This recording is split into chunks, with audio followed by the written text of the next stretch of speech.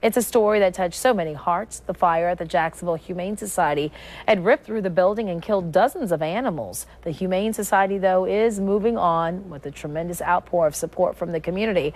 And this morning, that support continues months after that fire happened. 99.9 Gator Country's Eden Kendall is live this morning from the R. Roberts Gallery in Avondale. And Eden, a new exhibit called Road to Recovery is on display, and it's benefiting the Humane Society. Good morning.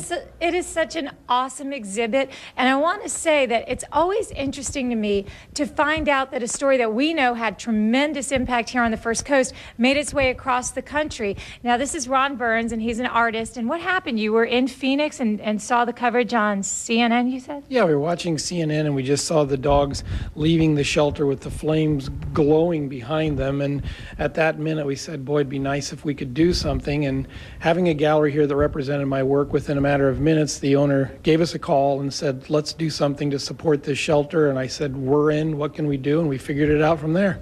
We'll take a look at some of your pieces here, and later when we come back, I'd love to go around the gallery and show some of the other work that you've done. Some of it actually represents some of the rescue dogs at the World Trade Center. It's just so interesting. But let's talk about this piece. Who is this guy right here driving the fire truck? This little guy is Lucky, and he was one of the dogs that was rescued from the burning fire. His name really was Lucky prior to the fire, and he's been rescued now. He lives at the station number 28, the group that came in and rescued all the dogs, and he's a permanent resident there now. So I did a painting of him in the fire truck appropriately. And Lucky turned out to be a popular name for the animals that made it through the fire. I mean, it's an apt name for sure. And this is another Lucky, right? This is Lucky the cat. Yeah, this is Lucky the cat, and Lucky the cat, I believe, was found like the next day or 2 days later in the smoldering fire, and they pulled Lucky out, and Lucky just had this attitude like wiping off the ashes and saying, well, finally you got here and saved me. I've been waiting for you.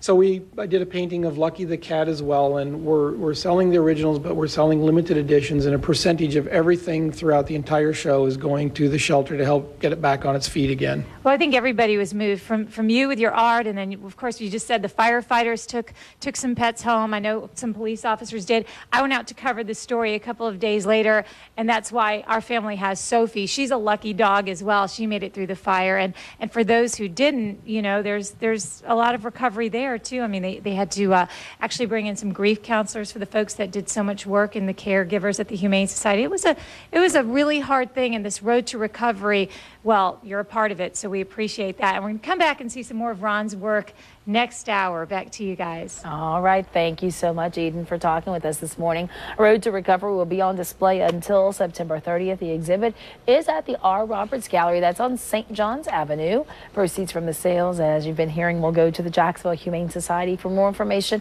I have a phone number you can call. It's 388-1188.